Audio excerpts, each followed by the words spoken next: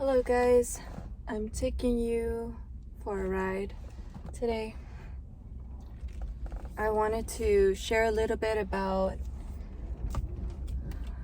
a thought I had about Jesus, about how compassionate he is and how compassionate he was when he was here on earth. You can find several places in the Bible, in the New Testament, where the Bible actually takes the time, the authors, to mention that Jesus had compassion, and so then he did something. It's not this impersonal thing where Jesus is just only doing the Father's will without his having any type of human emotions while he was in this body that he was in, as people call him, the God-man, who was fully God and yet fully man. And so I think it's just so important these days that we emphasize that Jesus had feelings, and compassion being one of them. I can be compassionate about just someone, that I see something sad happening to their life. And it's not like compassion is only the action that I take when I do something, but there is this sense of something happens inside of us. And sometimes that is what prompts us to do the thing, not just because we know it's the right thing to do. And I think it's very important because a lot of Christians, I believe, are throwing the baby out with the bathwater. And because there are some Christians, for example, that they might just only emphasize on feelings, and they don't emphasize on other things about what the Bible also comments on, theology and all that, like doctrines. And so then you have Christians that might take it too far in their criticism, and they might just want to go the opposite direction, where we're not like those Christians. We are intellectuals, and we're not so emotive, and we're not all about our feelings like the secular culture is, where they just make decisions, not logical decisions. They don't think through things, like, for example, about abortion, or about the things going on. I don't even want to say it because I don't want to get flagged, but the arguments that you hear, that they're just emotional arguments, empty.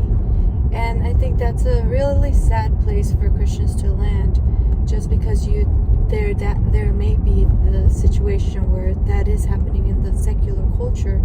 It doesn't mean that we become these no emotions, robotic type of human beings, just brains.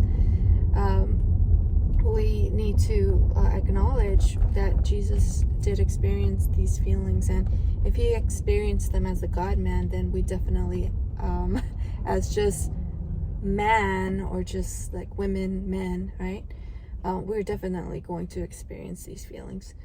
And so I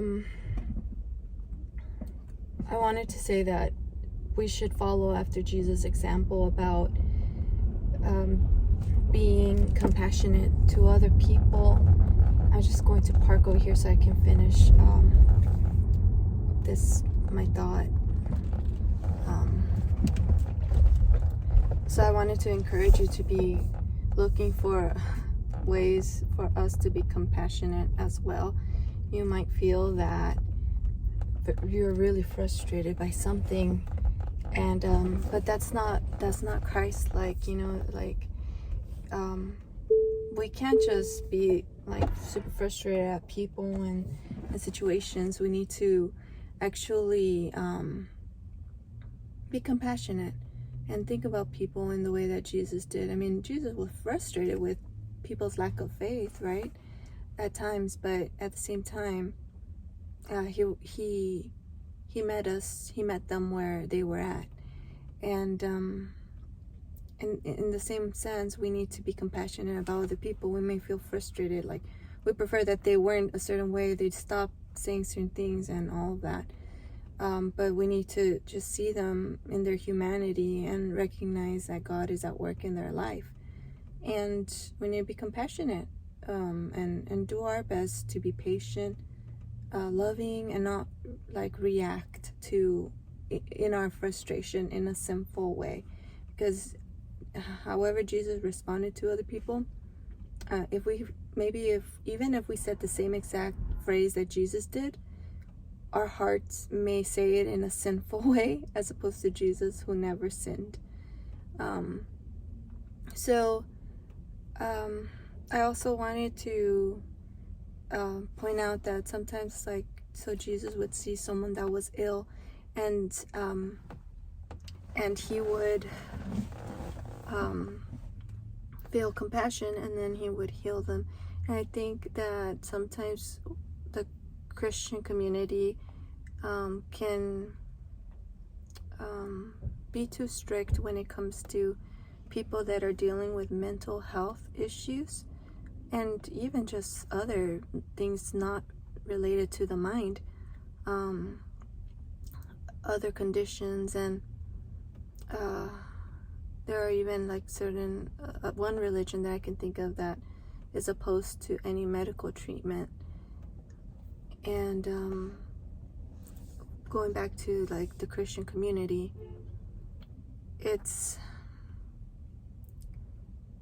I think that we are failing as a church in the time that we live in today if we fail to recognize that Jesus was working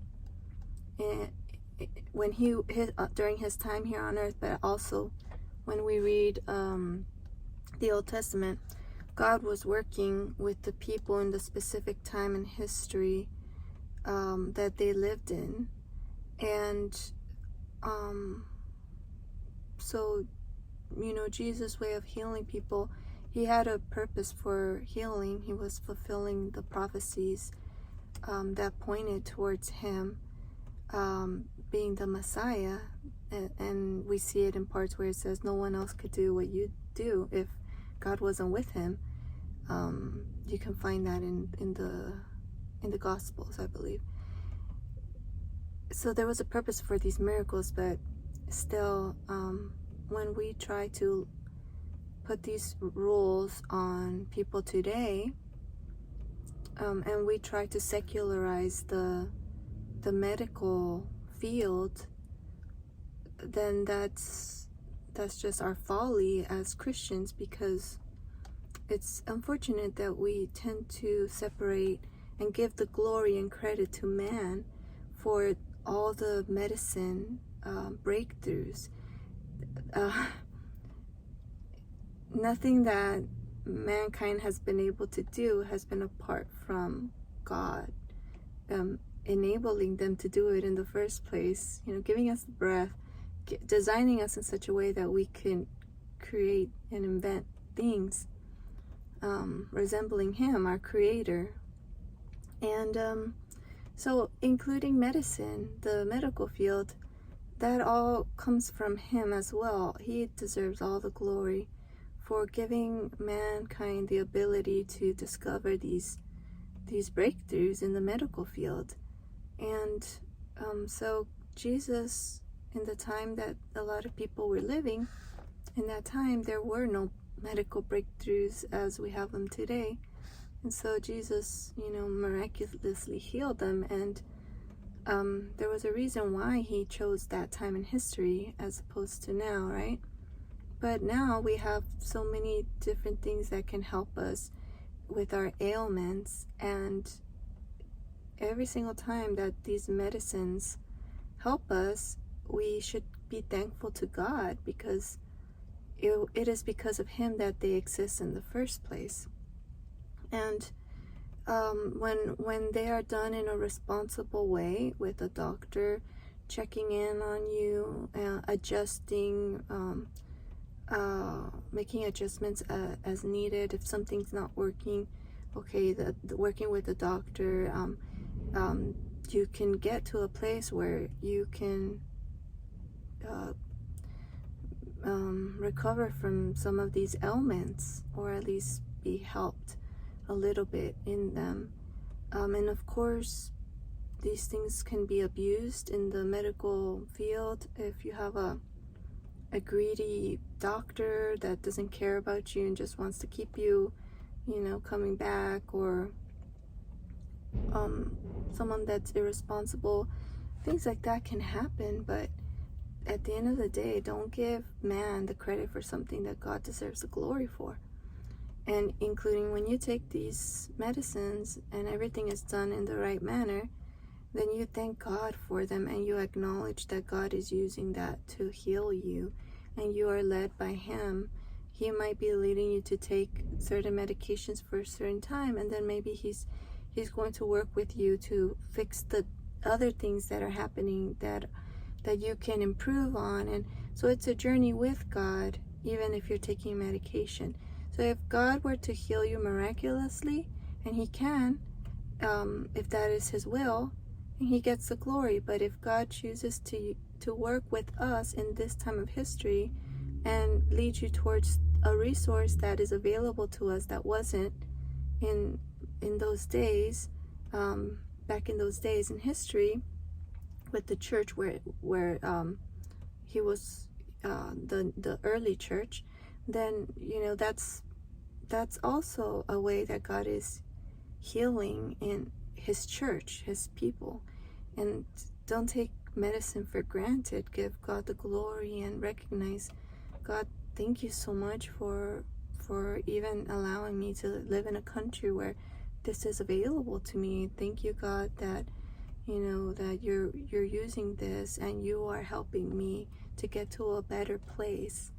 I give you all the glory. And I was also reading about, I was so encouraged and inspired even. I recognize, wow, I get why there are a lot of missionaries in this world.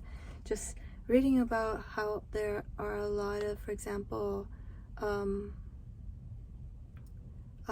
medical charities and so forth, hospitals and ministries that are not just teaching people about Jesus, but actually helping them with their medical conditions. That is just so inspiring, and God deserves the glory for that too, right? It's whatever we can do to help others in need, then that's what we're going to do. And if God leads us to pray for people and that He wants to heal them instantly, then that's what He's going to do through us. But if he doesn't answer that prayer, and He's leading, He's saying, I want you to go down this path, I want you to go down this medical path, and I'm going to be with you along the way, every step of the way, then that's His will, and He has a reason for it, and that's where we have to go. So there's compassion in that too. There's compassion in when Jesus healed people instantaneously, and there is compassion in this modern age where Christians are walking with the Lord and taking medication for mental health illness or other physical ailments, and we do need to give Him the glory. We need to give Him the honor. We need to be grateful to Him for His grace and helping us through that journey as well. We have to have faith that He's going to get us to a good place, and that if things are going to go from bad to worse, then there needs to be this trust in God and this gratitude still, because there is a will that we may not understand, but it's okay, because in the end, God is our reward and God is our inheritance, and there's this even greater world ahead of us that God has also created and designed for us in His compassion. So that's what I wanted to share today.